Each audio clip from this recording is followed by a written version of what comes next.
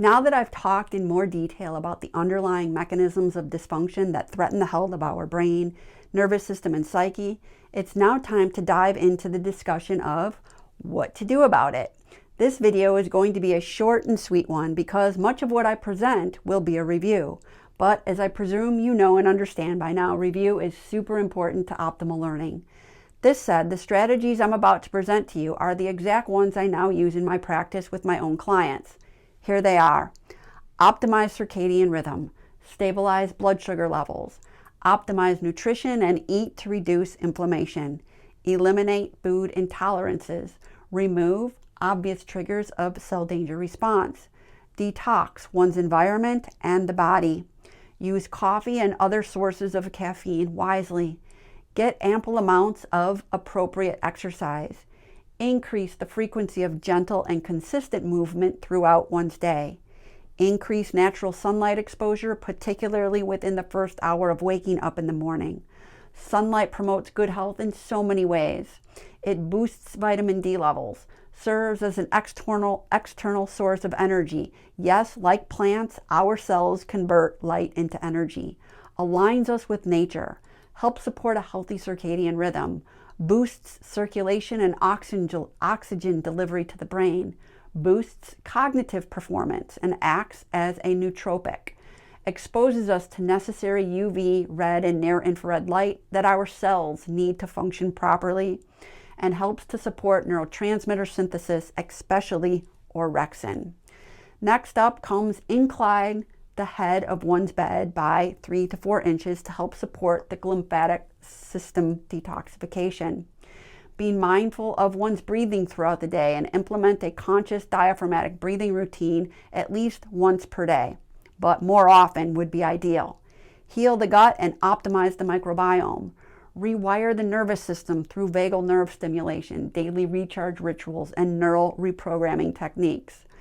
Be sure to address the energy of trauma stored within both the body and mind, including doing things like stretching, foam rolling, diaphragmatic breathing, setting one's intention on what they want to create in their life, and some simple meditations.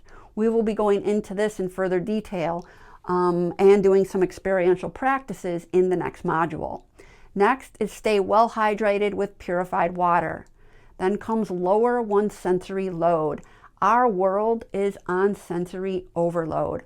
All the environmental stimulation in the form of blue light and flickering lights from tech gadgets, especially at night, the constant draw to check social media continually through the day, cell phone and computer notifications dinging in our ears, endless emails that we feel compelled to read and respond to as soon as possible, noise pollution, constant busyness, and the list goes on and on. These are all serious stressors on the most resilient of nervous systems, whether one is conscious of it or not. Sensory overload leads to stress maladaptation. This state of constant stimulation becomes the norm, and the body adapts, or shall I say, maladapts. And as this maladaptation occurs, trouble brews deep beneath the surface within the cells and the nervous system.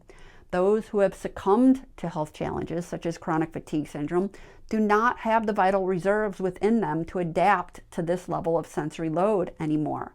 For the brain, nervous system, and psyche to heal, they need ample time and space away from this level of stimulation. Tips for lowering one's sensory load include cultivate a healthy relationship with social media. Limit the amount of time you spend on it each day, especially within 2 hours of bedtime. Have set times, ideally 1 to 2 times per day, that you check and respond to email. Turn off alerts on the computer and cell phone while you are working. Avoid multitasking. Remain focused on the task at hand. Consider working in 60 to 90-minute chunks of time and then take a short break that involves some gentle movement. Turn cell phones to airplane mode when not using them. Consider having 1 day per week that is reserved for no technology or social media.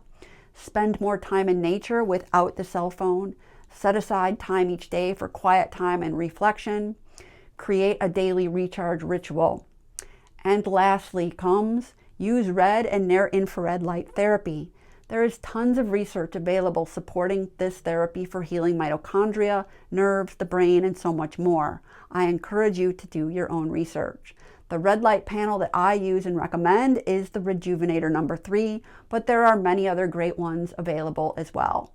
And lastly comes targeted nutrient supplementation, which instead of going over it in this video, I decided to create a PDF handout for your reference instead.